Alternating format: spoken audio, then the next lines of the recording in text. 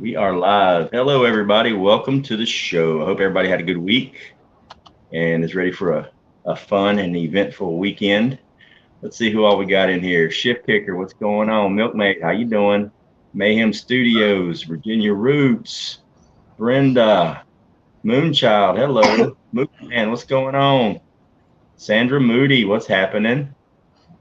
Ronnie Braun, Brenda, Prepper Wizard, what's going on? How's everybody doing tonight? We'll give it a few minutes, let the room populate. See if anybody wants to hear what we have to talk about tonight. Went and got my hair did. You did? Went and got my hair did this afternoon. All nice and clean and high and tight. I like it. Nice. Feels good.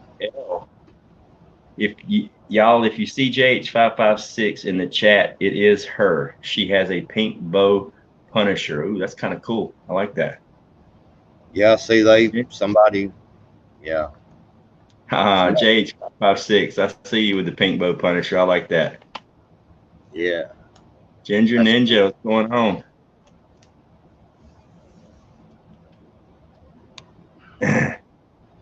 Yeah, I know, Mayhem. I need the intro. I got to work on all that cool stuff. I didn't get a chance to show him, Mayhem, I didn't get to show him my intro yet, but it's that Gary he made. Bulldog Prepper. He does a good job, man. Who does it? Mayhem? Yeah. Is that tactical TT? technician? Yeah, it's tactical technician. Okay. Yeah, he does a really good job on the intros, man, and he don't charge a whole lot. He probably wouldn't charge you but about $600 for you. Well, hell, that ain't too bad. I ain't gonna charge nothing like that. He don't charge much at all, man. I gotta get my butt on this week and finish up my logo and all that stuff and get my t-shirt stuff in. Gardner Josh, what's going on, brother? Cadwin, hello. You almost snuck by me there. David E, what's going on, David? You let him. So what'd you do this? You let him. I'm sorry. Go ahead, Ghost. I was gonna say, what'd you get done this week? Man, we caught up on our yards. Because that's what I do to make money. And we had this one big old yard. Man, it was a big yard, but it was all woods. And they had been cutting all the limbs down, and they had cleared some of them, but not all of them were cleared out and stuff. And they was like, we want all that weed eat. Like an acre and a half, man. It took us a long time to weed eat all that stuff. Nice. We got it done. That and just normal stuff. Got the chickens moved out there. The baby chicks moved out there by the pen, and they're starting to get friendly, pretty good now. So I'm about to try to introduce them in with the big chickens. They're about ready. Miguel's here. Sherry Leach is here. Zonnie's here. Hey, Za. Waterwell guy, what's going on? Monty, hello. Wendy Benjamin. Red Tyrant Hunter. Shift Kicker's still here. He's back. Prepper Wizard. Susanna, what's going on, Susanna? Man, I didn't get a whole lot of much done this week. I had a weird week, man. I had a lot of errands to run, and they were the weird hours during the day. You know what I mean? So it kind of cut into my time to get stuff done around the yard. Dean Mullins, hello. I did get to work on I'm your Huckleberry. Welcome. I did get to mess with the rabbits a little bit. I got all my tomatoes tied up. I did get to do a garden update video this week. It was pretty good, man. My tomatoes that's what blows my mind. I got 3 tomatoes that are hydroponic, cracky, no aeration, just in the bucket. And I got the other 3 tomatoes with the rabbit manure in the soil. And the tomatoes that are in the hydroponics are about 3 shades of green darker than the other tomatoes. They're green like collard plants, man. I mean, they're so green they're almost black. So I'm assuming it means healthy. They're getting fed real good, and they were the first ones to flower. So But I'm anxious to see how they do. I know I'm gonna have to change the nutrients here pretty soon, but I'm gonna wait until it looks like they're hurting for nutrients a little bit and then switch it out. But I'm hoping I can get the whole life cycle out of maybe one bucket switch. That'll be kind of cool.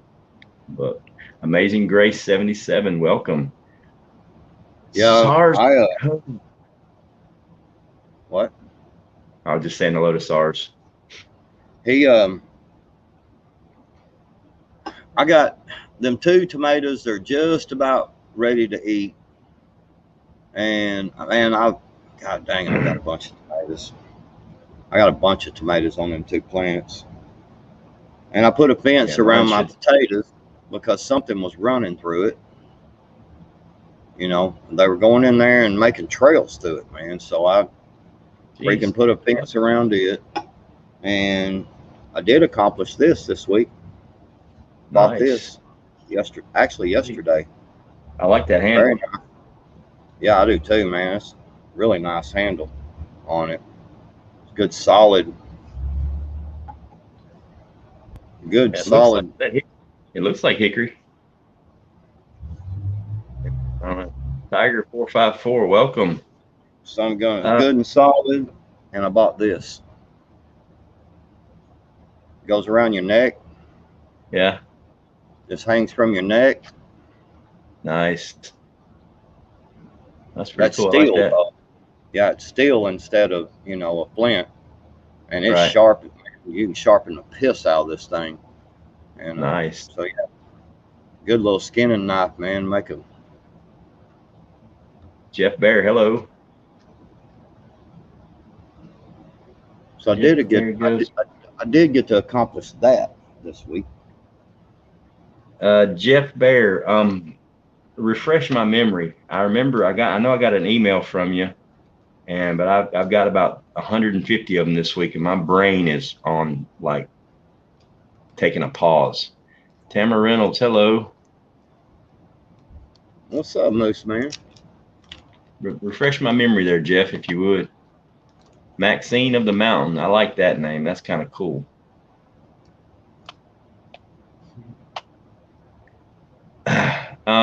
Well, I guess we'll go ahead and get into the show here. Jeff, you can post it and I'll get back to it. But about trying to do up a little community. Yeah, Jeff, I remember exactly what you're talking about now. I think it's a good idea. But obviously it needs to be local people to you, putting the community together. It's hard to do, because most people like us are kind of withdrawn and we kind of keep to ourselves. So it's kind of really hard unless you can network through YouTube and find people that are close to you. But yeah, I think it's a really good idea to have a community, especially, for help, sometimes you need, to lean on people for stuff. It comes in really handy. All right. We're about 8 minutes in. We got 43 people in the room. So I guess we should go ahead and get started. Tonight's scenario is brought to us from one of my members. She sent an email and asked me to do a video for her, and I emailed her back and I said, would you mind if I just make your email the topic of the show for tonight, because it's a really interesting topic and a lot of people have asked me about it in the past.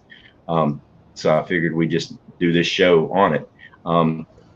We're going to have to kind of tiptoe through it, some of the details and stuff. Hey, Hutch, what's going on? I mean, I did reply to her, hey, Jeep Girl, that I'm going to actually send her a mission-specific detailed email using the words that you can't actually use on YouTube. So we're going to kind of tiptoe through it and try not to say any of the bad words, but still get the point across to this topic. All right, that being said, I'm going to read the email to you guys. It's a very short email. It says, hello, I'm interested in security for my home. Could you do a video on how to secure your home in an urban neighborhood? Our neighborhood is solid working families. Most have been there at least a decade. We do have an informal neighborhood watch. My concern is an SHTF situation and gangs from the city, obviously coming into the neighborhood. Most of your neighbors are armed, so that's good. Any ideas or tips to fortify our castle would be great. Thanks. That is a really awesome topic.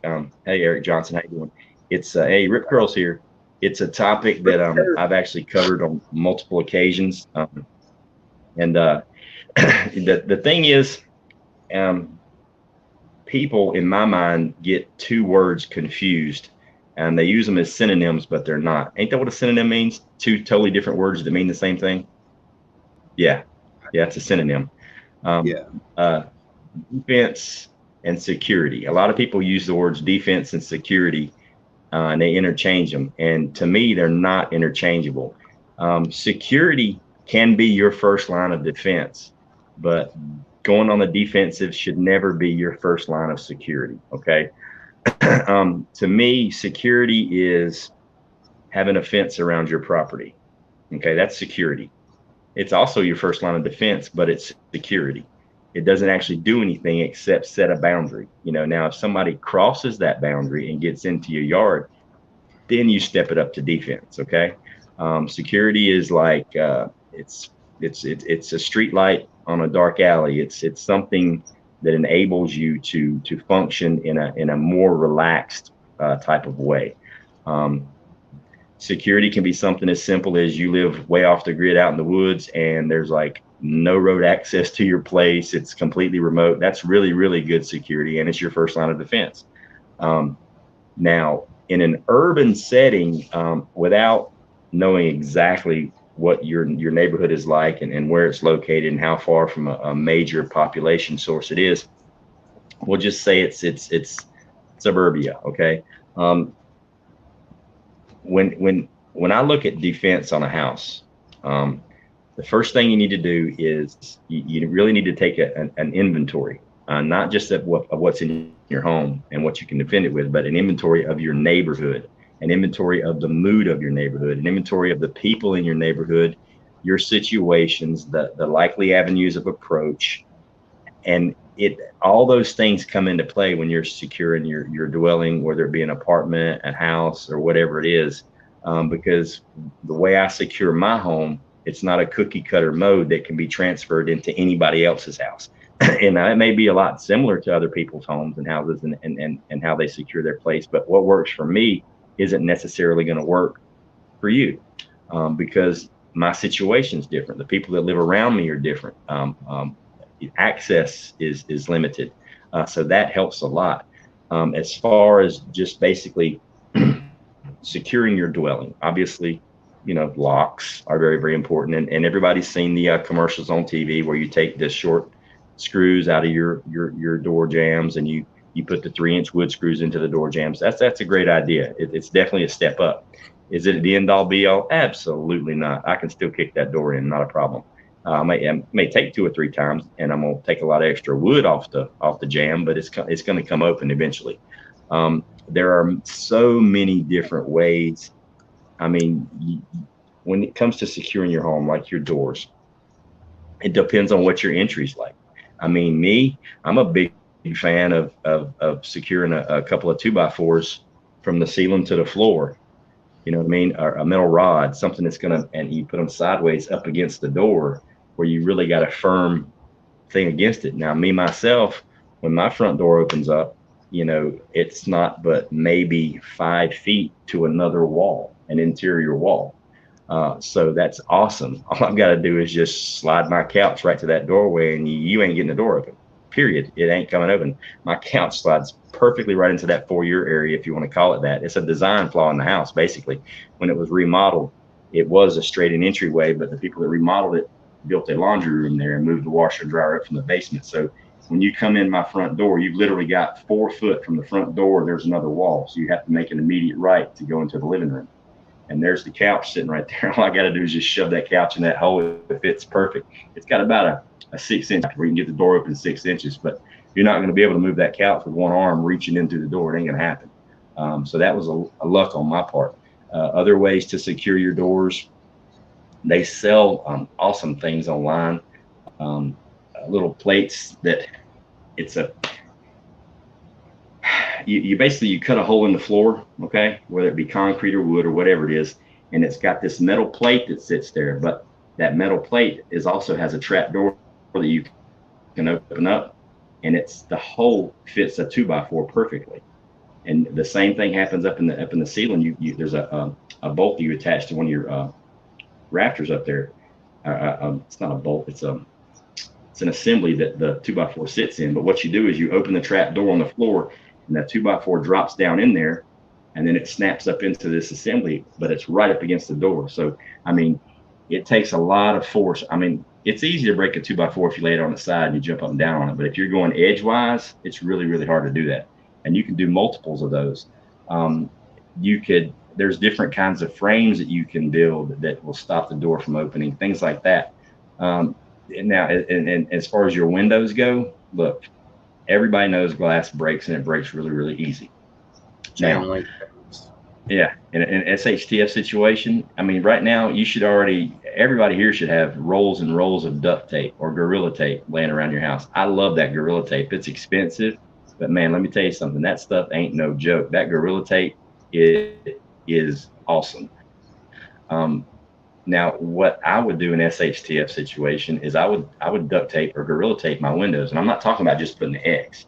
I'm talking about taping the entire glass all the way down, maybe leaving me a peephole through it in the middle or something with a flap that can cover it up. I would do that for two reasons. Number one, now that's sounding like discipline. You can operate different lights and stuff in the house, and nobody can see you outside at nighttime.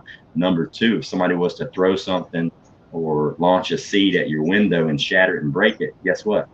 The window's going to stay together in one piece. It's going to be busted and shattered, but it's still going to be stuck to that tape, and it's going to really legitimately hold it together, where you still have a covering over the window.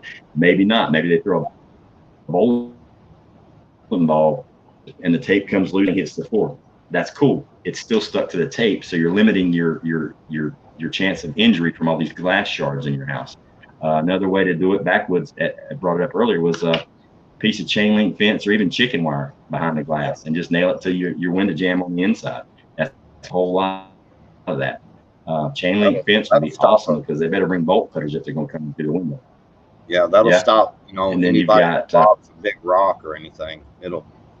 That chain link oh yeah, it'll stop it. Yeah. And you've got things like, when I say inventory, walk outside and look at your house. Pretend you're trying to break into your house, and Yep. you're going to find the easiest, likeliest ways, the areas that you need to address first. It's like me, my lowest window sill, the lowest window in my house to the ground level outside is over 4.5 feet off the ground.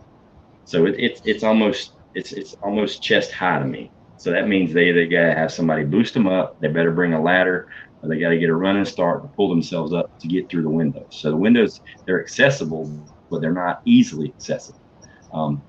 Things like that. You look at your own house and pretend you want to break into it and find the weak areas. If you have a basement, obviously that's a potentially weak area. My basement has tiny windows, but a person can still fit through it. So I'm in the process now of getting some rebar, and I'm just going to rebar my basement windows, but they'll be hinged where I can open them from the inside. The doors in the basement the same way. They're going to be set up where it's really hard to come through. And plus, the door in my basement is a security door. It's metal, so it's going to hold up a lot better than the wood. But there are so many different ways to secure your home. Now when it comes to defense, that's a whole different story. And I'll tell you from personal experience, my military experience, of all the different things I did, and I did a lot, without a doubt, by far, one of the top two scariest things I ever did was to have to kick in a door and to go into somebody's house or dwelling. It looks cool on TV when the whole squad stacks up outside the wall, everybody squeezes your shoulders, you go in with a flashbang and you're checking the place out. But here's the thing. You're going into a dwelling, a building, a house, apartment, whatever it is. You don't know the layout of that house. You don't know where the corners are. You don't know where the closets are. You don't know where people are. You don't know where the dangers are. So you're automatically you're automatically outnumbered. Even if there's 10 of me coming in the house and it's just 2 of you, we as 10 are outnumbered, unless we don't know the ground. We don't know where we're going and what we're doing. A lot of people are worried about, roving bands of raiders and marauders, going door to door. Let me tell you something. That is something I would not even consider doing unless I absolutely knew beyond a shadow of a doubt that the house was empty. What I'm going to do is just sit in the woods and wait on you to come outside for one reason or another. That makes more sense to me trying to go into your home when you have the obvious advantage. I want no part of that. You got to come out eventually, and yeah, I'm just not going to do that. But that being said, if that's something that you're worried about, I'm worried about it. Make it hard. You make it really, really hard for somebody to move around. If the balloon goes up and everything's chaos and crazy, look, just make it hard. Put stuff in the wrong place. Put things where people can't move. I mean, if you're blocking the door or a window or something, and I'm trying to get in with a weapon, I have to use my hands to do that, to clear an opening. I'm going to have to use my hands, which means I've got to holster my weapon or sling it over my shoulder or my back to use my hands to move things out of the way. All right, that's very unsafe and inconvenient for me. So you're taking the weapon out of somebody's hands. But I mean, there's so many different ways. I mean, you just get creative. I mean, you get really creative with things that are just laying around. And I can go into some serious detail when I email you the email I'm going to send you on my plans, how I'm going to secure my place, and you can feel free to copy it. But it starts in the yard. I mean, it starts with putting obstacles in the yard. It starts with, all kinds of crazy stuff you can do. I mean, it's just get creative. I mean, if the grid's down, if it's WROL and you've got power, you can be amazed what you can do with a drop cord. And I'll kind of leave that there. I'll save that for the email. But I know Backwoods is chomping at the bit to throw his parts in there. I've been rambling for about 10 minutes. What you got there, Backwoods? I mean, there's just a lot of different ways. There's so many things you can get creative with, I mean, simply just making like a piece of wood, some nails in it, sticking straight, huh? Well, I'm saying, and so you put it over your window, and what it does is it keeps people from busting through the glass. Yeah. Yeah, but I mean, just the ways you can secure it, without doing harm to other people, because this is YouTube. You make your place make it look unlivable. I mean, if you've got extra furniture and clothes and garbage and it's WROL, throw it all out in the yard. Just make it look like somebody's already ransacked your house. If you make it look like somebody's already ran through it and took everything, you got a pretty good chance that the next group of people might just skip over your place and go to the $500,000 house around the corner.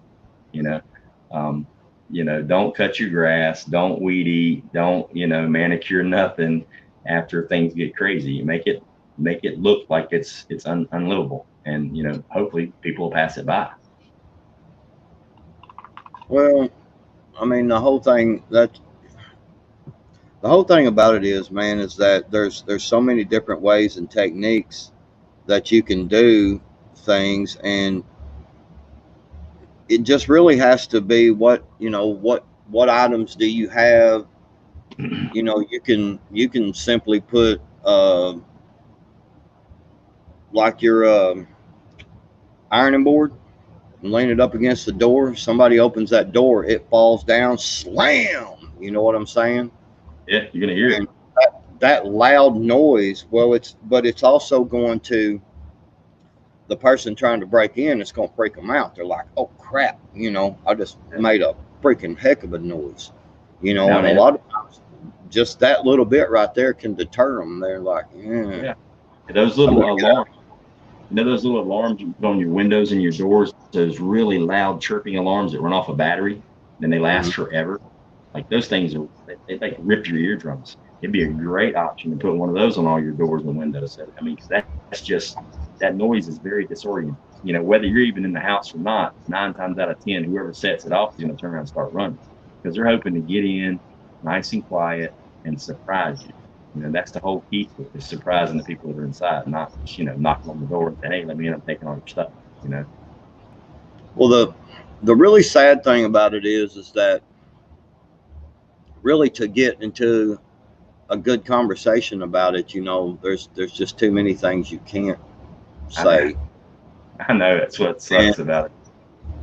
That's why it was killing me. I'm like, man, there's so many things I want to say. That's why I'm just going to send her the email and go into detail on it. But that's why I'm kind of staying away from the defense part and just doing the whole security part. You know what I mean? Yeah. Because you can't really talk about defending your Well, property, you know. right. Well, and the thing about it is like, that we've talked about dogs before, Hmm. and I've mentioned before about training your dog to not eat unless there is a command given. You know what I'm saying? Your dog, no matter what you do, you can lay a steak right in front of the dog and he will not touch it until, he or she will not touch it until you give a command word. Right. And, you know, the dog could be a good security for you, defensive and, just security wise. I mean, it's a good option to have. And the dog is going to sense when somebody's coming around. Hmm. Man, my dogs, even when the neighbors come outside, if they start making a little noise at the wrong time of the night or something, man, my dogs will stand up, boy, and they'll just kind of woof, woof, but not loud, but just enough to, and I'll look and see what's going on. You know, But the main entry point is habit. Is people want to try the door. If you can secure your doors and just make the windows really uncomfortable to get through, if you follow my meaning, just make it really, really uncomfortable to get through, then you're halfway through the battle. I mean, because unless you're the only house within 50 miles, if you make it hard, they're going to go to option two. The key to securing your place is just not being the low hanging fruit. You know what I mean? Don't be that apple. You want to be that apple up in the top of the tree that can't nobody reach, not that one that's swinging down low where a 2-year-old can grab it. Just don't be the low hanging fruit. well, I know Moose Man mentioned in there about getting some night vision. Yeah. He mentioned in the chat there, and I want to tell y'all that I know a lot of people don't like the Wally World, but they sell these right here at Hmm. Wally World for $200, and they work up to about 60 feet, 60, 70 feet. You can actually see in the dark with them. They work. I've got them right there. I keep them right here close, and I've used them to look around outside at night. And of course, I've got LED lights and stuff all around my house that light up my whole backyard at nighttime. But should the power go out or whatever, Yeah. I mean, because lighting, I mean, as long as it ain't a shift situation, Hmm. lighting is going to be one of your best friends. The more light there is around your house on the outside, if man, you can buy a lot of these little LED motion lights and even security lights that you can just, you can plug them right in to like your wall socket, dude, and you can just, run an extension cord out there and plug it in, and light up a whole area in your backyard, off a freaking T-post or whatever. You've got a Yeah. little building out there, throw some of them little security lights on there, man. You can get them, and they're cheap. I mean, they're not $10, $15, man. You can get a set, and they'll light up your freaking backyard, dude. So lighting is your friend, obviously. But if the lights go out or whatever, like I said, man, you can go pick up a pair of these at the Wally World. I got them. It's $200, and they freaking work. Yeah. But you can turn the night vision off, and it takes pictures and video as well. Right there, so Nice. Yeah, I mean, it's going to depend on your situation and what you got going. I mean, now obviously, if it's a grid down scenario, you don't want to be the only house on the block with lights and power. You don't want to be advertising that. You know what I mean? Or at least I wouldn't. But if it's just like a SHTF, the power's still working, but there's like chaos in the streets, maybe there's a government issue, then absolutely, man. If you step in the yard, you're getting hit with floodlights galore. That'd be awesome. just to let them, hey, I see you, I see what you're doing. You know what I mean? Because thieves and bandits, they love the nighttime. The boogeyman comes out at night. So you either light them up, but the only problem is now you're drawing attention. So it could work for you, it could work against you. It just depends on how you use it. You know what I mean?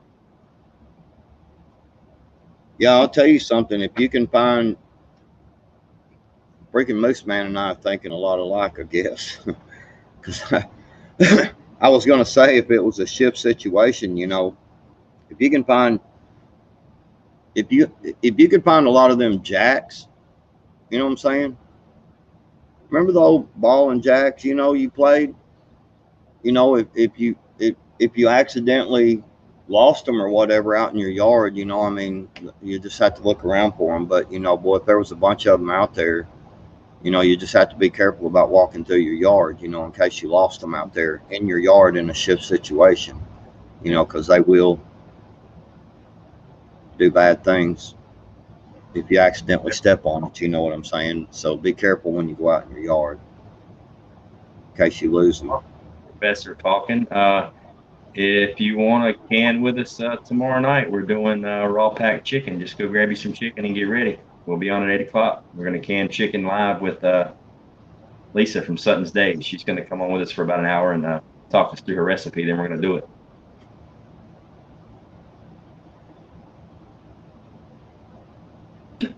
But the thing about, if you're in a good neighborhood and you're not like the first house when you enter the neighborhood, you've got lines of defense around you that you don't even know about yet, because nobody's going to come into your neighborhood and drive all the way to the very, very, very back and start at the last house and work their way out. Nobody's going to, any kind of element is not going to move down the street, leaving both their flanks exposed. They're going to go door to door. They're going to, what I mean? If it's an organized type element, or if it's anybody with some common sense, so if you're not the first one or two houses as you enter the neighborhood, then you've got a line of defense that you're not even aware of yet, and that's the noise being made at other people's houses. And I hate to say it, but it is what it is. Stuart W says, Ghost, how many pounds per pint per quart? Pounds of what, Stuart? It depends on what you're doing and if you want liquid in it or not. Are you talking about pounds of pressure? I wanted to tell Moose Man real quick. Earlier in the chat there, he said what he said. I can't repeat that, obviously, but let's just say I've got a 50-pound box of big 16 penny nails, and they're, yeah.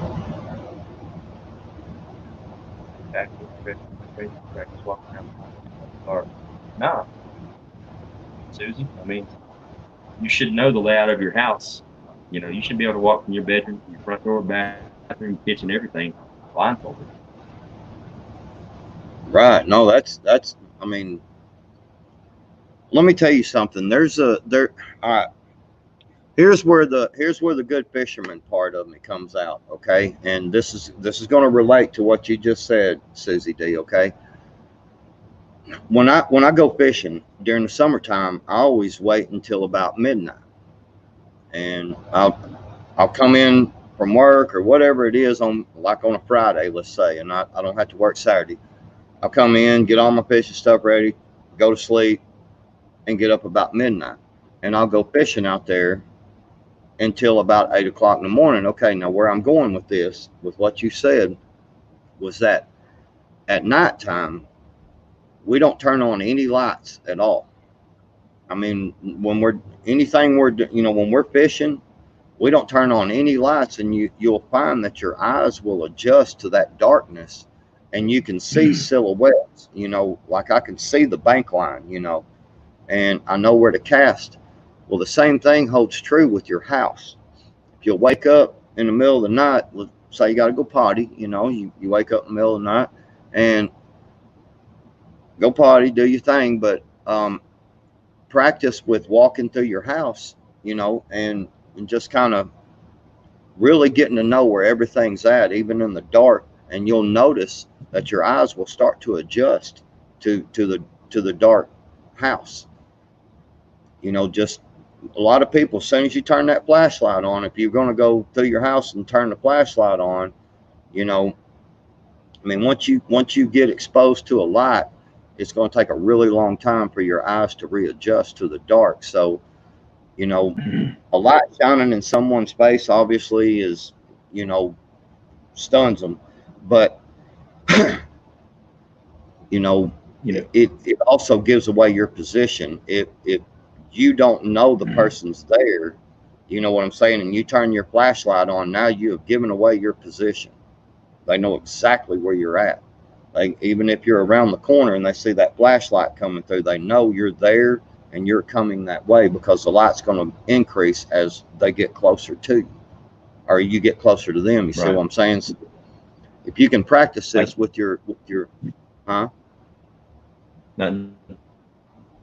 Yeah, if you can practice that, at night without your flashlight, so that that area. You might turn your flashlight on, something happens, you feel like you need to turn your flashlight off and go hide.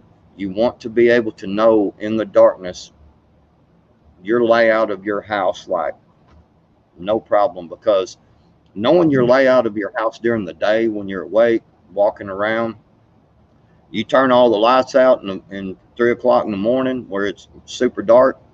Yeah, see, everything is different, because there's no light, so now that mental image has to come into effect. So all it is just practicing. It's a a form of training.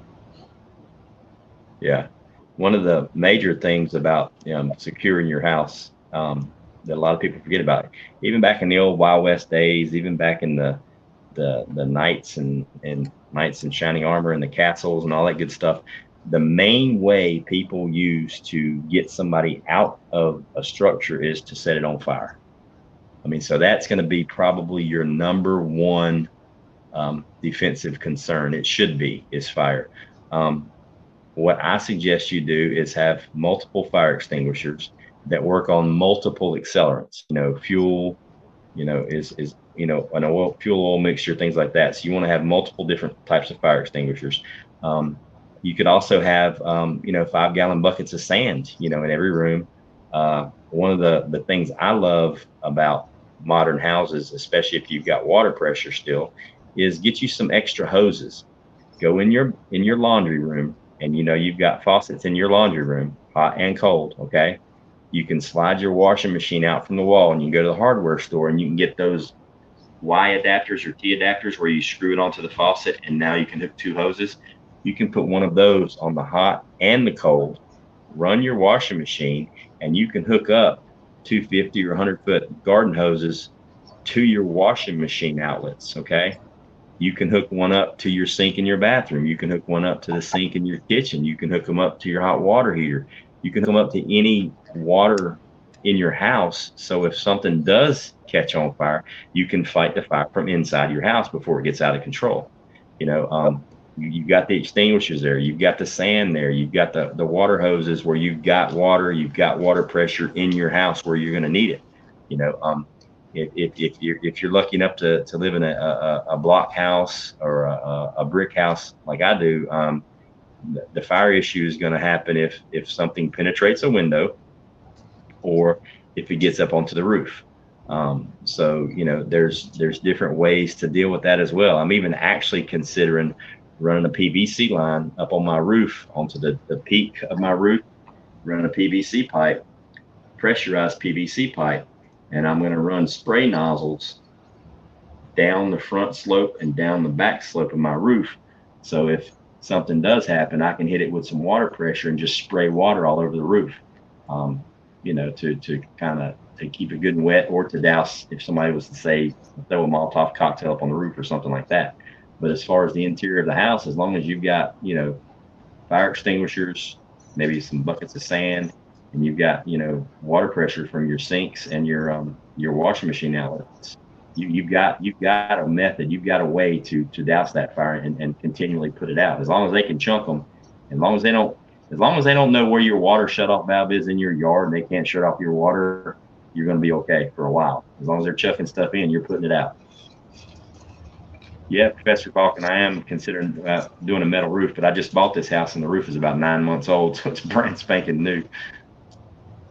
But Yeah, like I said, you know, obviously, I hope that everybody has fire extinguishers in their house as well. I mean, and know where your breaker boxes are.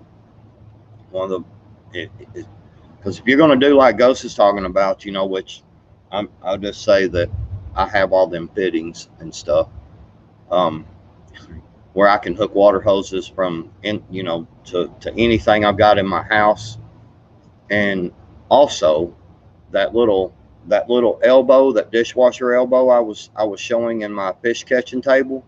If you have that and you have a water catchment system, okay, you can run a hose from your water catchment system to your sink in your house, okay, and you take that dishwasher elbow and you take the supply line right off the bottom of the cold water. It'll be hooked to a little supply deal under your sink. You turn that supply thing off, you unhook that, you screw it right to that dishwasher elbow thing that I had, and now you can use your water catchment and run fresh water right inside your sink. yeah, But yeah, as I long have all the hoses and stuff as like long as you're the talking outlet, about. as long as the outlet from the water catchment is higher than where you want the water to go, it ain't gonna be a lot of pressure, but you're gonna have water. Yeah. Did I miss a super chat or something? Dusty, what's going on, brother? Thank you so much, man. I appreciate that. Thank you so much, Dusty. Dusty Data's in the house. I see, Ghosting Dusty. back. Dihydrogen monoxide. Yeah, definitely. You got to have some dihydrogen monoxide at all times, but not the powdered form. The liquid form works better.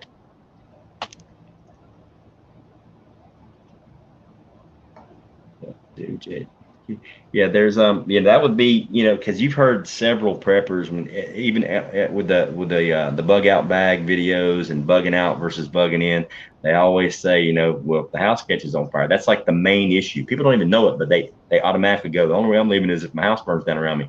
That's the main issue. So Right. if you it's easy to keep people out. Well, not easy, but it's hard to get in somewhere if people don't want you to get in there.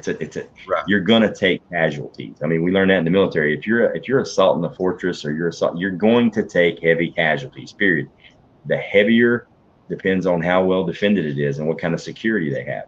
So, Yep. if I want you out and I don't want to lose people, then I'm going to try to light it up. So if you can fight off that, until they run out of steam, then you're gold, man. You're good for a while. And that Well, that to me is like the main issue. Ginger Ninja, thank you so one of much. the Very one of the things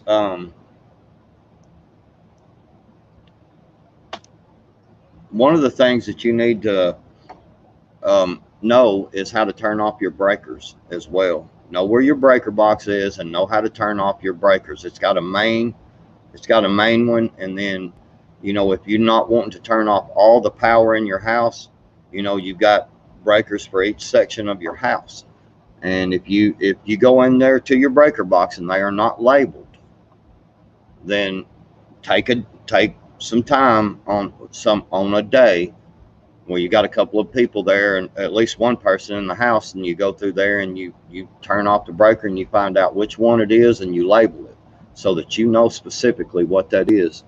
It's just a good idea anyway, because if an electrical fire starts, let's say in your bedroom, you can turn that breaker box off, seeing there's still not a charge going there creating the atmosphere for the fire. Now you're still going to have a fire inside your wall, but at least you turn off the power to it, then you can fight it.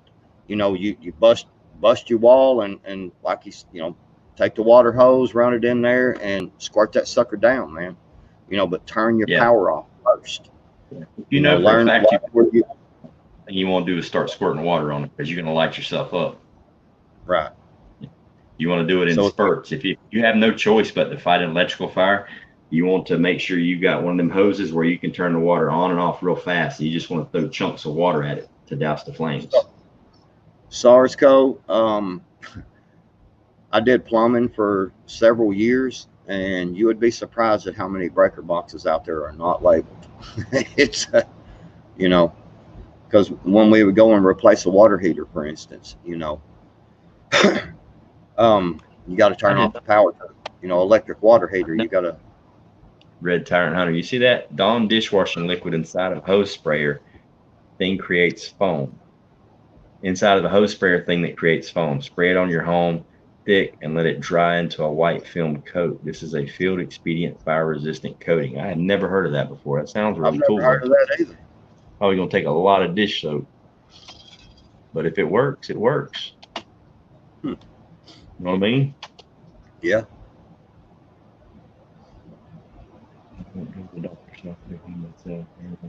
Yes, I mean it's like my thing.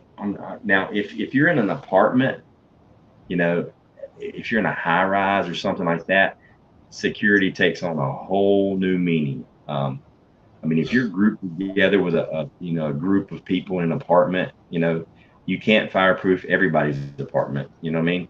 Uh, you can do what you can in yours, but it's in an apartment situation. It depends on what kind of an apartment. I mean, there are single level apartments out in the country. I mean, you got duplexes and triplexes, and you've got 2, 3 story apartments. And now if you're in a bigger city like New York or LA or something like that, I mean, you can have a 50-story building that's all apartments.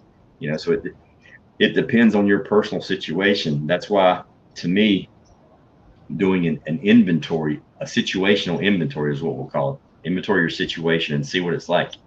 Now, you may love your apartment, but is it defensible? If the answer is yes, then defend it. If the answer is no, think about being somewhere else. You know what I mean? It's when it comes down to that, it's almost like common sense. You've got to take your heart out of it. I don't care how long you've lived there, your entire life. If it's not tenable to defend it, then you've got to move on. You've got to find someplace else to be. JH556 asked if you can use a fire extinguisher to fight electrical fire. Yes, they make an ABC fire extinguisher, and they make fire extinguishers that you can use on electrical. You can get different ones for different things. One's for wood, and one's for this, and one's for that. But the best one to get is the ABC. It'll fight all types of fires. But the thing about it is Right. that when you go to spraying stuff on electric, if you don't have the power off to the electric, it's going to keep doing what it's doing. You know what I'm saying? Right. It's because there's power going to it. So, It's going to you keep know, sparks. yeah, It's going to whatever shorted out. It's going to keep happening. But if you can get the fire down, if you can knock the fire down, and coat everything around it until you can get to the power source. I mean, you got to do what you right. got to do. Fighting an electrical fire, that's some scary stuff. Yeah, it is. It's I've really, actually seen videos of the firefighters fighting them, transformers on fire, stuff like that, and they got their hose and they're pulsing the hose to put it out. It's pretty cool because people were yeah, asking, why is he doing that? What's that? Because it's an electrical fire to light him up. yep.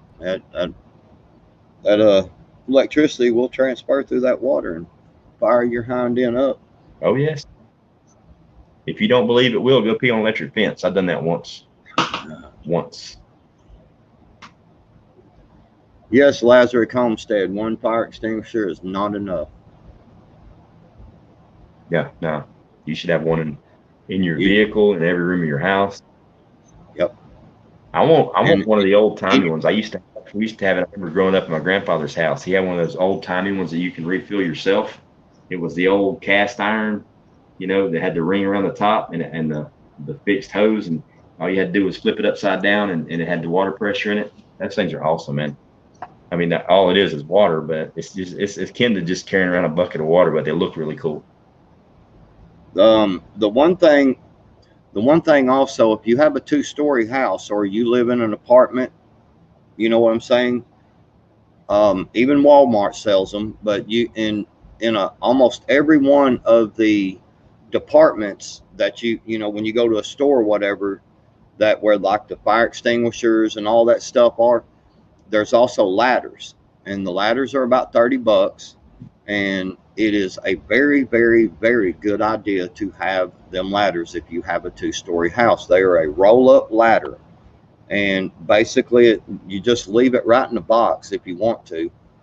And if there's a fire and you can't get out your doorway, and you're on the second floor and you can't get out, you know, that it's got a big old deal that clamps over the windowsill, and I've got them in my upstairs. I've got two of them up there, one in each room, and I actually took one out and used it, and it worked great. It held me. I could, you know, it didn't go all the way to the ground.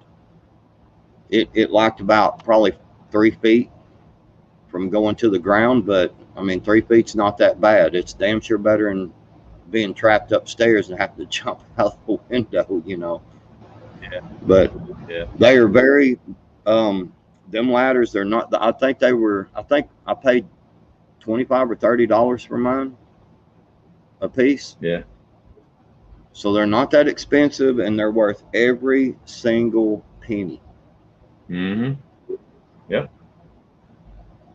Yes, it is. Yes, indeed. Yes, indeed. But yeah, so it's just going to depend on your situation. I mean, if you're out in the middle of nowhere and you got a fenced in property and you got, guardian dogs, livestock, I mean, those are great alarms, especially horses. You know, you're ahead of the game. You know what I mean? And now you can just focus on the defense part. But security is super, super important when it comes to deter. Security is a great deterrent. I mean, if you and your buddies, you remember during the weekend, you're riding around drunk and you want to go raise nine kinds of heck, and you pull up to a bar and you just go in there and show your butt and the fight gets started or whatever. That don't happen when there's a 6'6", 300-pound door guy. You know what I mean? You're like, yeah, we're not going to do this bar. We'll go to the next one. That's called security. That's why they call him. That's why you have a door guy. You have him standing out front where everybody can see his big butt standing there. And you go, oh, yeah, we're not going to mess with this joint. If he was inside, completely different story, because once you come through the doorway, you paid the cover charge you're in. You might still show your butt and get thrown out, but having that security, standing out front, that chain link fence with the razor wire at the top of it, the perimeter security lights, the no trespassing signs, the past used archery targets and gun range targets that you leave posted in your yard, things like that. That's a deterrent, and that's security, and it works. It works really, really well. Yeah, there's just so many things, like for a non-shift situation, just on an everyday basis, get used to, you know, leaving a light or two on in your house. When you go to bed, get used to it. It's, I mean, it seriously, it just makes the house look occupied. It makes it look like people are up. When the lights are on. I don't do things like, I had a neighbor one time, and she done this every single night. She wouldn't leave her porch light on, and then she would come outside to smoke because she didn't smoke in her house. She would come outside to smoke, and she would turn her porch light on so that it would be lit up out there. And I told her, I said, you're creating a pattern. And I said, all somebody's got to do is wait until you turn that porch light off and rush in on you. And I said that they know where you're putting yourself in the lights on, I'm here. The lights off, I've went here. I'm here turning the light off. And they can tell how quickly you turn the light off, where the light switch is, where you're at. So there's a lot of things that you don't make patterns of things. Pay the extra few dollars for the electric bill and leave a light or two on in the house. Leave the TV on in the living room. The TV does not use that much energy. You can turn it down to a tolerable level that you can go in there and you can sleep. And it creates noise in the house, and it creates activity. It makes it look like people are awake, and they're less, a burglar is less likely to want to hit your house. Right.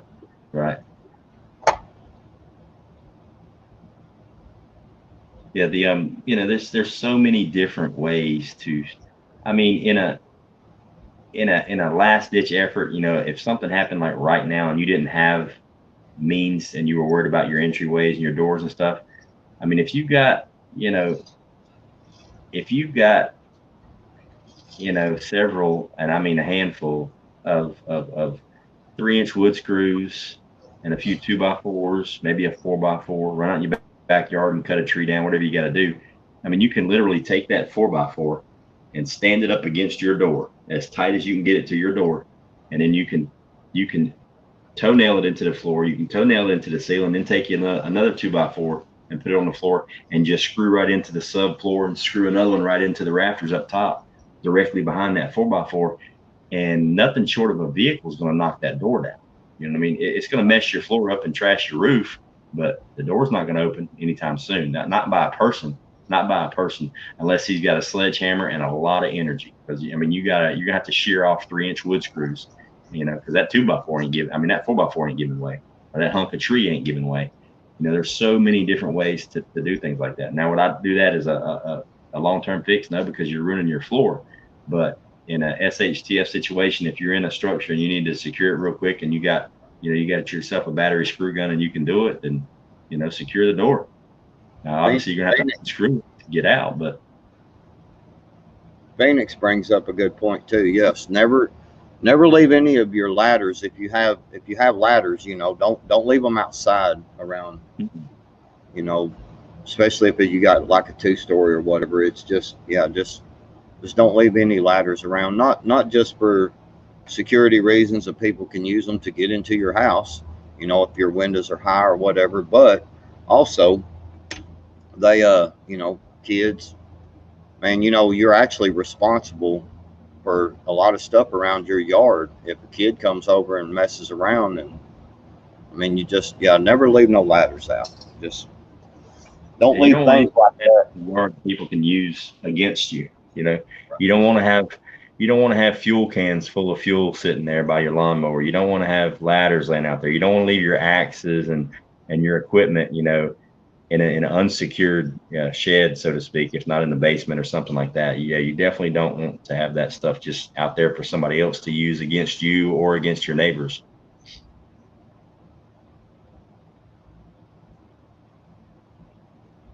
Yeah, so I mean, there's a lot of things, obviously fishing line and the aluminum cans.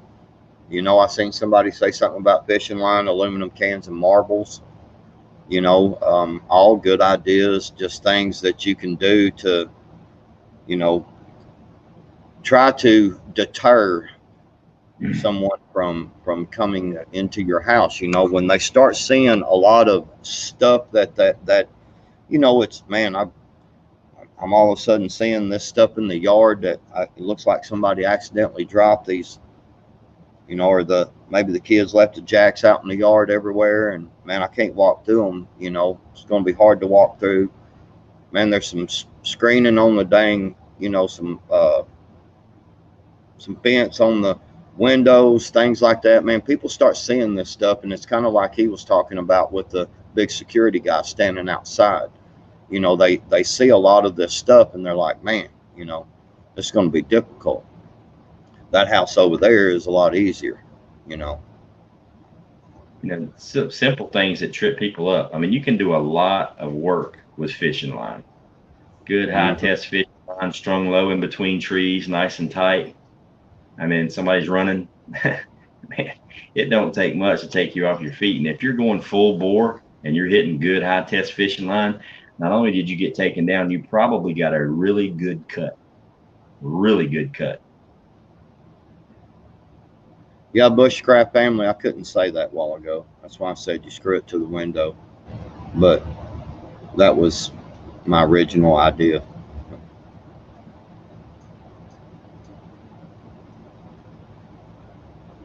Red Tyrant Hunter, let's see what's going on. John T. McGill, AZ Infidel, Eric Johnson, hello. Kim Starling, welcome. Trevor Nerd, what's going on? Fish Sticks is in here. Yeah, so anybody got anything on your mind? Any kind of questions you want to throw at us?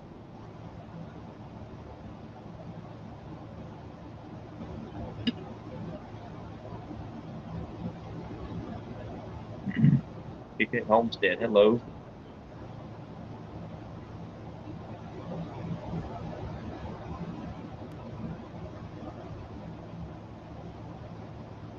Yes, Angela. Kim Yeah. Starling says if you don't have wood, you can't afford it. Basically, if you and because you can't afford to, because it is expensive right now. Look around your house at your furniture, solid wood tables, dressers, chests of drawers, shelving. Take them apart and use them on your doors and windows. Absolutely. I mean, I mean, if it's a bad enough time that you've got to put stuff like that, you've got to do your. Hey, Diane Colvard. Diane, how you doing? Yeah, if it's a bad enough that you got to start securing your windows and doors in that kind of way, yeah, take your food off your shelves, pull the shelves out, use that stuff to tack to your windows, and put up against your windows. Set the food on the floor, it'll be fine. Definitely, definitely. Hey, Lazarus, are you canning with us tomorrow? See, the Lazarus are here. I was wondering if they're going to come can some chicken with us tomorrow.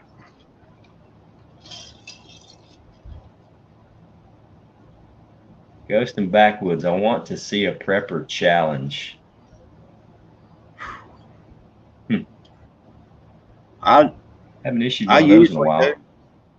while. I usually do some of them prepper challenges when they're issued, but I'll be honest with you, the things I got going on right now, it'll be hard for me to do much of anything of a prepper challenge. I can try to fit it in. It just depends. It's getting hard for me to make videos at this time just because everything's so hectic. Yeah,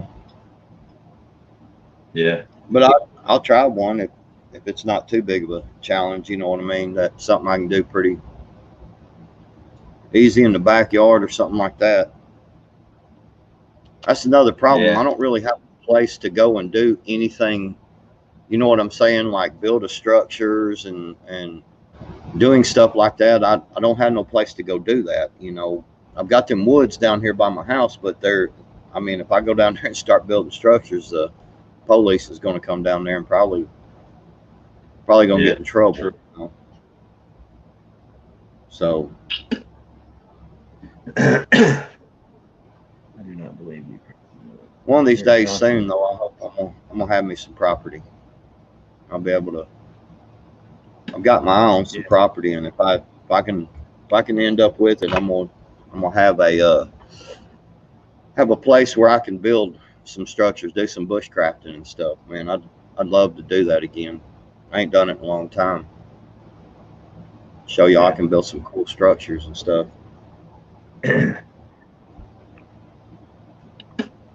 And the thing about the fishing line, you can. I love the thought of using it because especially if you've got, say you're on a piece of property and your woods to the left, right, and the rear, or even just the rear. I mean, and you're thinking there's going to be issues of people coming through the woods. Get you a couple rolls of good fishing line and run through those woods, wrapping them around just random trees, and just create this web. It's it's almost invisible and it's almost impenetrable if you're moving at speed. Um, you can bring that into your house as well. I mean, you can set up, you know, trip lines all through your house, head high, belly high, ankle high, neck high, however high you want them to be. Just and they can be, something that you set up, at night and you take down in the morning. It can be something that put, you know, with you just screw in little eye hooks, not eye hooks, but you know what I mean, little hooks where you just at night just run you 4 or 5 different ones down the hallways. If they're gonna come and your bedroom backs line of defense, make it as hard as possible to get there. Yeah, Jeff, I would think braided line would be too thick because the point is you don't want them to see it. You want them to feel it first. What is it? And you Braided want line? yeah, No, braided line is actually thinner. You can get thinner. Okay, braided line you can get it the diameter is thinner with more tensile strength. And you can also get you could also get braided line. Oh well, I mean, we were talking about fishing line, so they make a braided line for fishing gear. Actually, I'll show you. I've got some right here. Well, I'm not a big fisherman, so I don't know the whole ins and outs about fishing line. Yeah, they make a. I got a new bag of stuff here. I'm always buying something. So this here is a braided line, and it comes in a moss green. And you probably won't be able to see it because of my damn. Yeah, see that? It's in a moss green, and it is 40-pound test, and it's got it's at the size of 10-pound test of your regular monofilament line.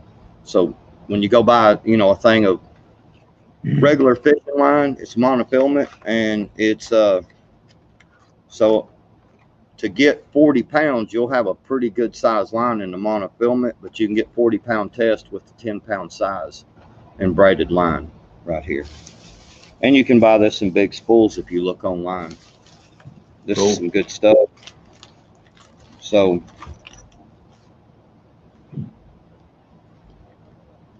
yeah, it can be, and it's tough too, man. I mean, you can cut it with a really sharp knife, but you can cut monofilament, and that braided line doesn't have the stretch to it that the monofilament does. So I mean, it's going to react pretty quickly when you trip that line. It's gonna tense up pretty quickly and probably cause you to fall and bust your butt. Yeah. Yeah, you made it worse. Yeah, I know it. I can fix it quick like this instead of throwing something in front of the camera. There we go. Yeah, better. But yeah, if you can find some braided line on, big spools, that would probably actually be better than the monofilament, the regular fishing line you get. It's going to be tougher and hold up a lot better and have a lot more tensile strength, and you can get it smaller. And you can get this line in like the moss green. You can get it in camouflage. Monty, thank you so much. Thank you. I'm glad you appreciate the show, bro. Appreciate it. Japhet Methuselah, what's going on? Welcome. What up, Japhet? What's going on, buddy? So, Hoot Owl. What's going on, Hoot? Harvey Black. I'm gonna do it. Hoot, hoot, hoot, hoot owl! Moonlight Gypsy, what's going on? Yeah, the thing about being in your house, it's your house. You know where the rooms are, you know where the closets are, you know where everything's at. Take advantage of that. Make it as uncomfortable as possible for somebody to move through there. You know what I mean? And you can use anything in your home. I mean, it's everything works. Anything works.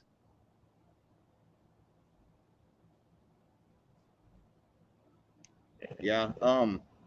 That's the thing. There's so many ways that you can do things to secure your home. Yes, I do.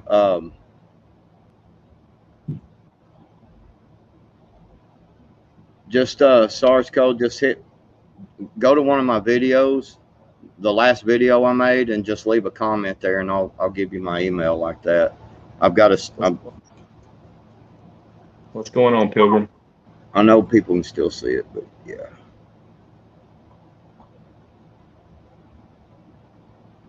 Wow. Yeah, there's a lot of things the problem is there's a lot of stuff we just can't talk about. I know Ghost can too. I mean, we can tell you, I know I can, so I'm sure we could tell you some really wicked ways to secure your home, and it would send a message to people quickly. Don't mess around this house,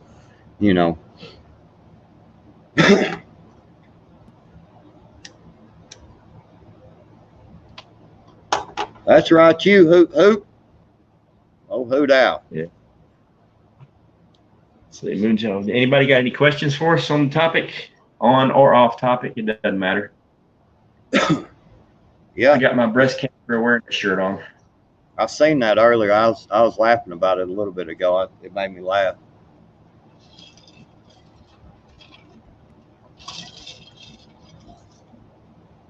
I agree. Everybody likes healthy boobies. Hey, have you seen the videos of that guy on YouTube, curving arrows? Have you seen him? I don't guess. Like he legitimately Oh, curves arrows, does it live, so he's not faking it. You can sit there and watch him do it, but he does it I so think fast you can't see what he's doing. I know it's got to have something to do with his fingers on how he's holding the arrow, but yeah, it's pretty cool.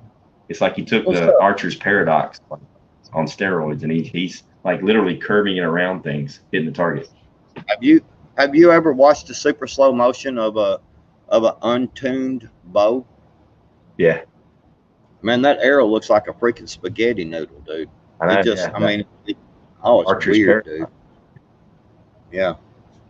How do you secure the trailer door that opens outwards?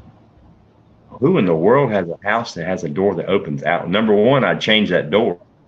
Yeah, that's what I was Well, I fixing to mean, say. Yeah, I would change the door, to be honest with you. I would legitimately change that door. If not, then I would get, you know how in the old castles have those two iron hooks on the side and they drop the big hunk of wood in there, hook it to the door. You could do that. yeah, But the yeah. hooks would have to be hooked to the If it door. shuts flush, but I don't know. Would it shut flush Even inside? if it, no, what I'm saying is that if the door is closed, you hook two hooks to the door Right, right. without, No, I understand that. and but now you could make the brackets where they came out further if it didn't, even if it didn't sit flush.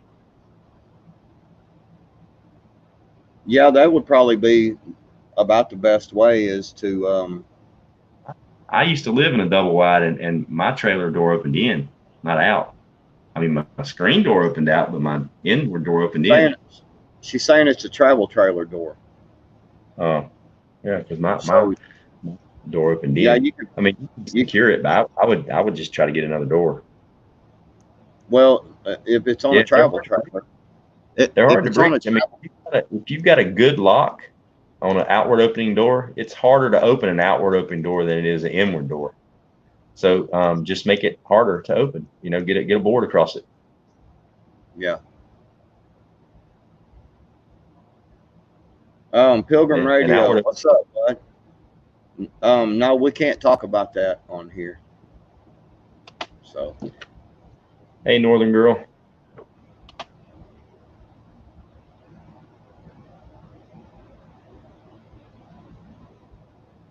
That's right.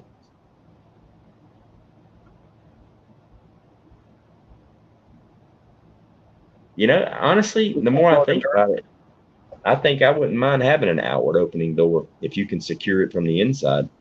Because I mean, they got nothing to grab onto once they rip the doorknob off. What are you going to do? You have to come in there with pry bars, the whole 9 yards. It might not be a bad idea to have that outward opening door and leave it. I mean, 'cause it's going to be a whole lot easier to breach a door that opens in than it is a door that you've got to pull on. You know what I mean? Because even if you hook a chain to it, to the bumper or your forward and floor it, you're just going to snatch the doorknob off. right. That doorknob's going to give, but as long as your frame and your jam's good and strong, that door's going to hold. It should. Yeah, I just try to figure a way to anchor that thing to your walls. You know what I mean? And I do that. I do the board like in the old castle days where they had the board going left to right, and just rig you up some good metal brackets and just put it there, and you're good. Hmm. You dang sure ain't gonna open that door unless you rip them No, brackets. yeah, you have to rip the jam. You have to take the whole jam like completely off.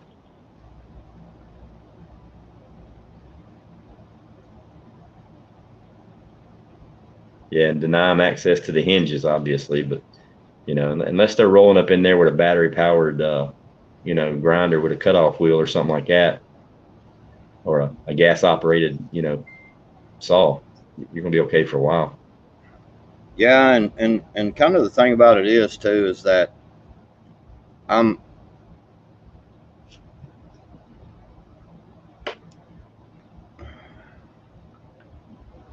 so yeah. I mean, hopefully you have other means of protection. That for those people that enter your home that way. But you know, I saw somebody saying there about having wasp spray in your house, because wasps do get in your house and stuff, and it would be good to have a can of wasp spray in every room, or Hinges are something of that. It shoots 25 feet. hinges are breach points. Pop each one with double up buck, and the door drops. Not if it's secured on the inside. Not if you've got a board or a hunk of steel running across. Then I mean, the door is just an inanimate object blocking a hole now. But yeah, trust me, I've done that exact tactic more than once, and it works really, really good. Don't worry about the lock. Just pop the hinges and kick the door open. That's if it. But if there's a secondary brace on the inside, you still got issues. You're going to spend a lot of time trying to get through that door if it's done right. I'll bring them in the basement. Right now, I don't worry about it. They're in the woods out behind the house. You can't even see them unless I tell you they're there. You'll walk right past them. But no, in a WROL or SHTF, they're coming to the basement. I can pick up the cage and carry them all in here at one time.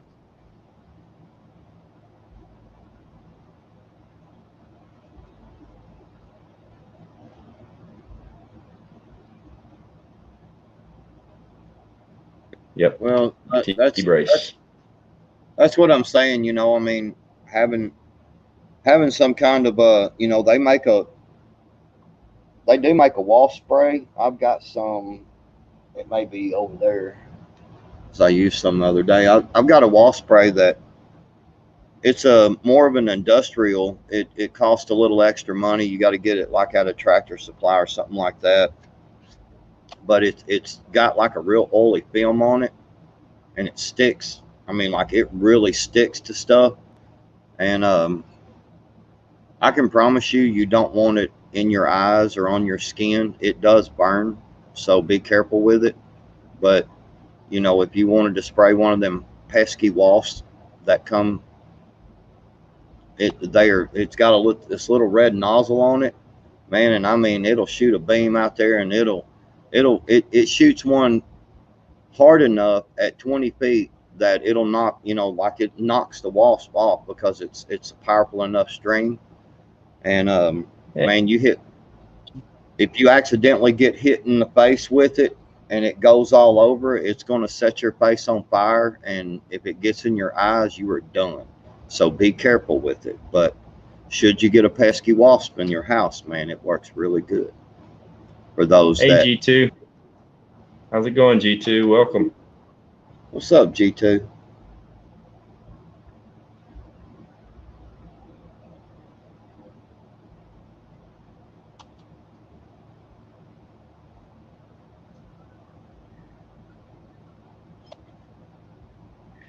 Anybody got any questions for us? Anything prepper related or security related or, just related?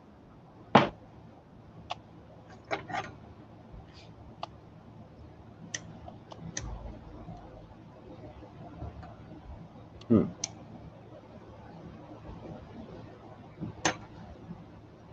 Carburetor spray, yeah, carburetor spray is good too. Let's see. If anyone is canning tomorrow night, Sutton's Days canned it last week. I think you just go, what?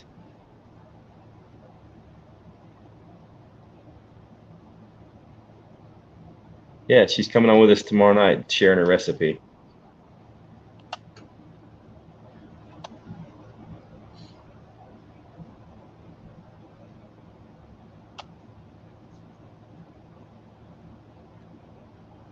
Yeah, tomorrow we're canning Prepper 101.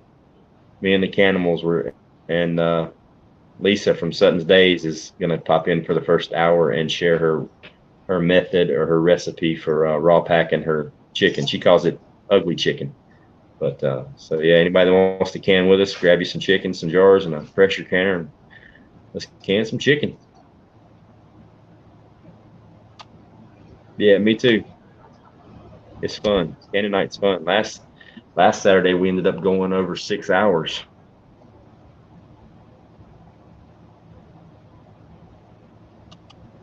Yeah, it's I don't know, just look around your house and think about some of the stuff that in a bad situation, if you had to, you can use to secure your windows, your doors. Try to get that stuff in mind now and look around, and don't be trying to come up with ideas if shift situation happens. Go ahead and be practicing this stuff, just like with any of your preps and everything. Practice this stuff. If you do go get some of them connectors, because you can still get them, man. They're and they connect right to your faucet, and you can connect your water hose to it, so you could fight a fire inside your house if need be. But the thing about it is that if you don't know how to install them, the first time you install one, it can be kind of figuring it out. So you don't want to be taking that extra time. So go ahead and practice installing it and get it figured out. Practice these things. And Be Charming, no, I'm not able to can yet. The To father-in-law go thing. buying 20 pounds of chicken yesterday at $1.88 a pound. That's a really good price. Hmm. Join us tomorrow and some of it up.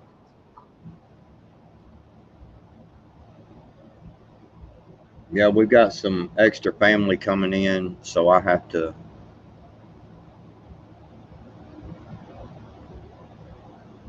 Um, well, securing a chimney, I'm going to assume we're not talking about somebody being stupid enough to try to enter your house through the chimney. We're going to talk about them maybe trying to smoke you out or throw something down there. The chimney, No, the way there's chimneys are made, uh, with the uh, with the fluke or the in there. blue. I mean, if you've got it closed, it, it's not airproof, obviously, but you know there are several ways to secure your chimney. But it depends on what you're talking about. I mean, are you talking about somebody actually trying to crawl down through the chimney? Because that's just nuts. Or are you? I mean, because I have a chimney. Or are you talking about them maybe trying to smoke you out or something? That's just ridiculous because all you do is open the fluke and it's going to pull the smoke right out through the chimney because that's what it does for a living. Um, but it just depends on what you're talking about.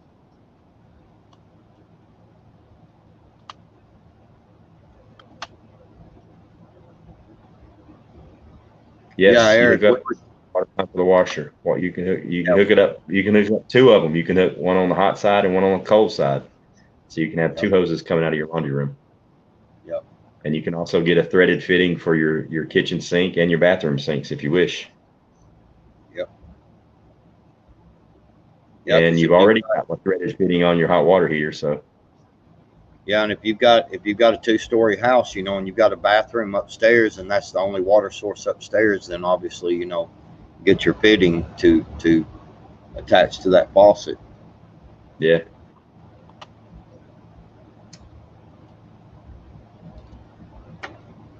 didn't miss anything. Yeah, build a fire in your chimney. That'll help to secure it. Yeah, they're actually. I've seen a couple of them cop stories, where they had to go and rescue a guy out of a couple of chimneys trying to get in, trying to break in. They got Yeah. stuck. Yep. Pilgrim Radio says, "Did y'all cover living in an apartment?" Yes and no, Pilgrim. We covered structures in general, and it depends on your apartment situation. Are you the ground floor apartment? Are you the third floor apartment? Is it apartments that have stairs, or is it apartments that use elevators? It just Are you in the city, high rise apartment, or is it like more of a rural apartment where it's kind of like a duplex type thing? Obviously, securing an apartment is going to be really hard because you're sharing a wall. Yeah, 9 times out of 10, you're sharing a wall with at least one other house, and unless if you're on the bottom floor, you're sharing a roof, or actually your roof is somebody else's floor. And if you're on the top floor, then your floor is somebody else's roof. So there are legitimate breach points that can be made with simple hand tools, to be honest with you. Um, but I mean, because I'm pretty sure most of the restrictions now with your firewalls is just a double layer of 3/4 sheetrock fireboard, which I mean you can breach that with simple hand tools. So it just depends on your situation and what kind of issues you think you're going to have in an apartment. Um, is it a short term thing or is it a long term thing? Is bugging out in your future? Uh, sliding glass door. I Well, see that one. a stick, a stick down at the bottom on the rail, obviously keeps it from opening. Otherwise, I mean, you can do. I mean, if it gets to a shift situation, you can get you some. If you got some plywood, you can plywood and screw the plywood to the metal part of the door.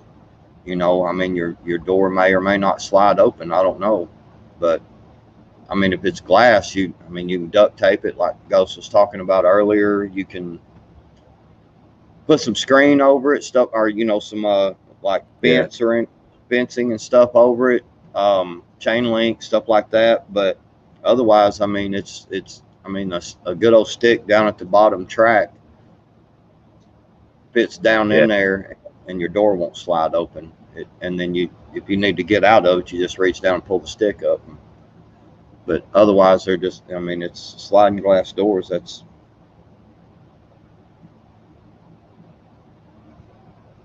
Let's see what we got. Water pump up in the creek. Hey, what's going on, Ark Wild Man? what's up, Ark Wild Man.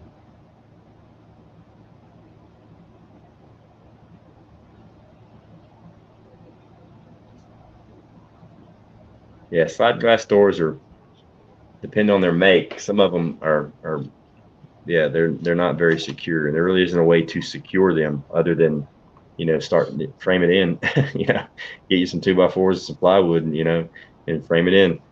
Well, most all the pretty much all of them have a metal frame on them. So I mean, you could take some self tapping screws and screw through the wood and screw the plywood Yeah, to the metal frame. I don't. You probably won't be able to open the sliding glass door at that point, but yeah, and then at that point you're just looking at securing that door and thinking of it as a lot of places don't, because in case of a fire you're wanting to try to get out of it or whatever. I mean, you know it's I mean, a lot of places don't have a sliding glass door, so they got to figure a way to get out by fire anyway. So you need to, any most all rooms have windows in them, so that's I'm going out a window if the place is a fire, and I can't put it out. I can't get out. I'm going out the window.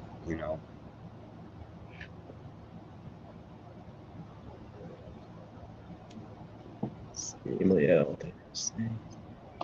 Anybody else got anything for us? Boot in the house.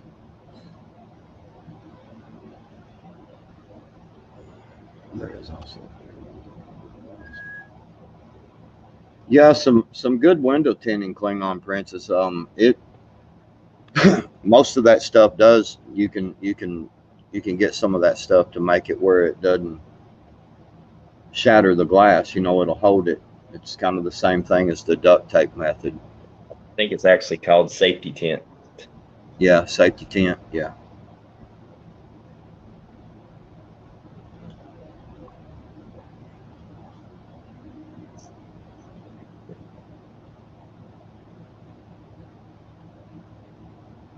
Yep. Yeah, sheet metal strips, but you know, um, sheet metal it is expensive to do enough of them to do They sell it on sliding Amazon.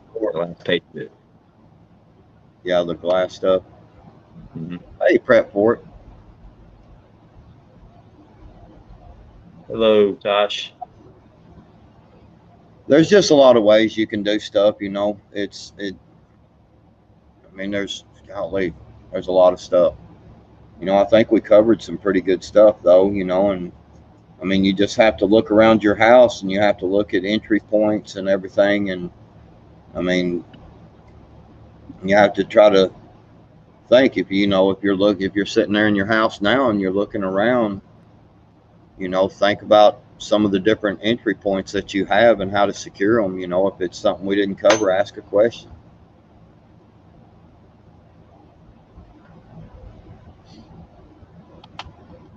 Yeah, 101. If you've got a or not, I mean, sorry, Last Patriot, the chat jump.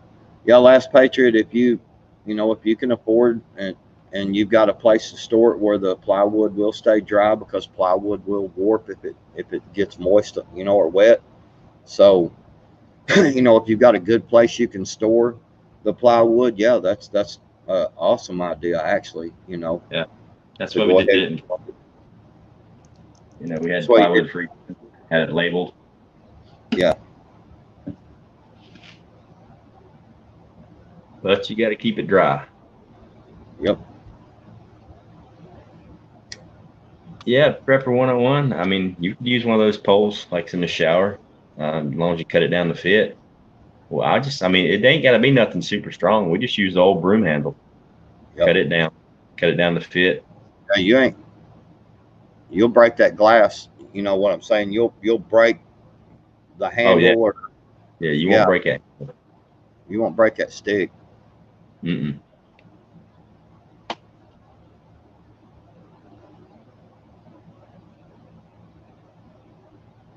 Yeah, Ginger Ninja. Yeah, that's exactly. Just that's what I'm saying. You've got to that. I mean, that's really the whole key to it. And the Ghost talked about it right at first. That's the whole key to everything is looking at your house from the outside and inside and looking at the different points of entry and thinking of some of the stuff we've talked about tonight and how can I you know that window looks easy to get into, and then going inside the house, how can I prevent this someone from getting in this window that's so easy to get into. um, One of the things that you can do if you just don't have much money is you can take and you can actually screw screws into the track above your window, on the track on the sides, and your window will only open so far. You know what I'm saying? And I mean, you've got to do some torque and some damage before you can get, break them screws or anything like that. Now, obviously, once you do that, you've got to understand you're not going out that window without breaking it either. So, in a real bad situation, a house is on fire or whatever, and you've got to get out quickly, you're going to have to understand you're going to have to bust the window out, unless you've got a screw gun sitting right there to take the screws out. Mm-hmm. But security wise, very cheap. You can get the screws right at the Walmart or the hardware store. I know I keep mentioning the Walmarts, but I live in a small town. That's all we got. But we do have a couple of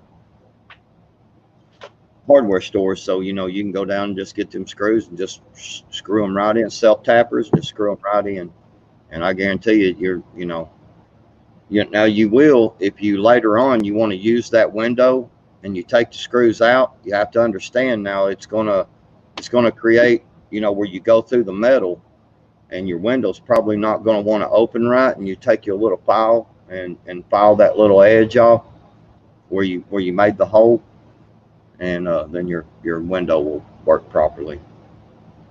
Mm-hmm. I'll go to full screen here real quick, and I wanna show a quick example on an easy way to secure a door real quick. Wait a minute, I can't go to full screen on this. Phoenix has got a good question. What is it? So, in case of SHTF, we come home and someone is in our house. What do we do? Now, what Kick do them we out. do? Hmm. Good question.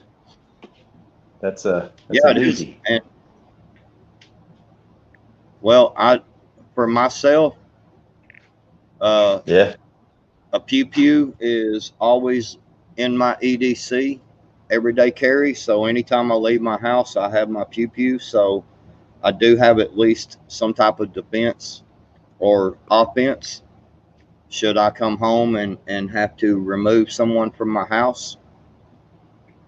All right. So you see how my door here is, right? See my handle? Hmm. And there's a wall. All you need is a 2x4 right here against the doorknob, and then run you another 2x4, find a stud, and just wedge it in there. That door ain't coming open. Right.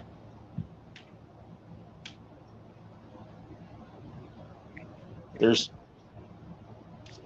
You just got to get creative, is all.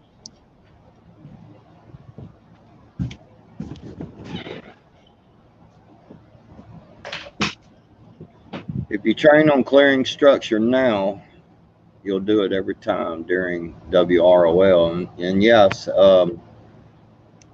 that's if you can get that kind of training, I've done that training, and we have practiced on that kind of training and stuff, pine off rooms and stuff, room clearing, things like that. You know, yes, if you can afford or you can find someone to teach you, you know that there are actually good videos on YouTube about it. You know, and you can watch them videos and practice that at your own house.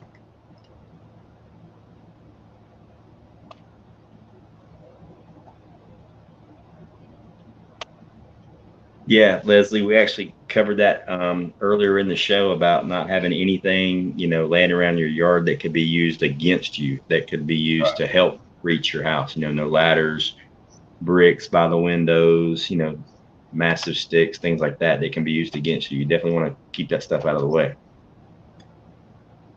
Yep. Hey, trusting God, what's going on? Yeah, that's what I'm saying. Just I mean, there's so many things. You know, each house. You know, houses are similar, and windows, doors, things like that. But a lot of stuff is built, different, and you may have a wall right there, a pony wall right there, where some houses don't. Right there at the entry level, Mm-hmm. whatever. And just go around and look and figure out ways how to secure your home, how to make it easy to secure your home. Again, while it's not a bad situation, it's not a uh, without rule of law. Just leave the TV on in the living room. Leave a light on. Leave a couple of lights on, and the TV is a really good thing, or radio. Leaving it on in the living room to make that noise. And people will think that someone's up, someone's awake. And it's a deterrent. Hey, Trust, I just saw you. Dave Mall, how you doing? Welcome.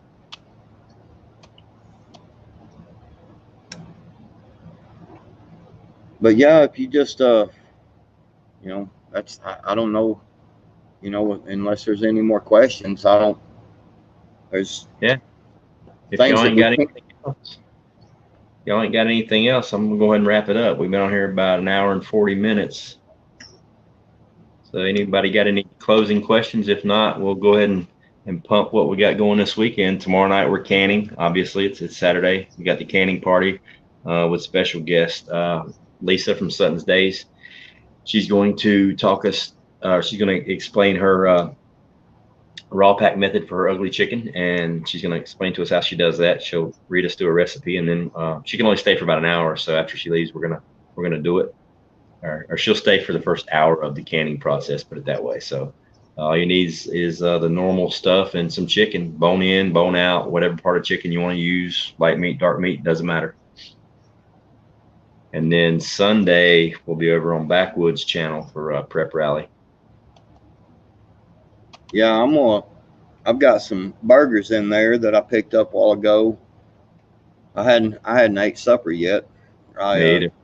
But I picked up some burgers. I'm gonna throw them on the grill out here, and got some fresh onion. I got a tomato out there that's pretty much ready to pick. I think it's good enough to pick, and I'm gonna slice up some of that fresh tomato and stick it on my burger, and some onion, and got some fresh lettuce in there. Boy, With some mustard.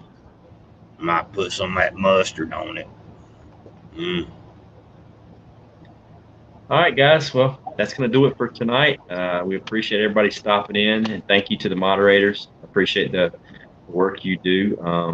Sounds like Backwoods and I are going to get off here and shove some food down our gullet because I need to eat That's too. right. And I'm until sure. tomorrow night at 8 o'clock, come hang out with me and the cannibals. We're going to can up some chicken. So I don't know see you who guys. going on after a while, but we'll probably see y'all somewhere. Yeah, probably see y'all somewhere tonight. We'll see. Y'all have a good one. We'll talk to you later. Bye now. See ya.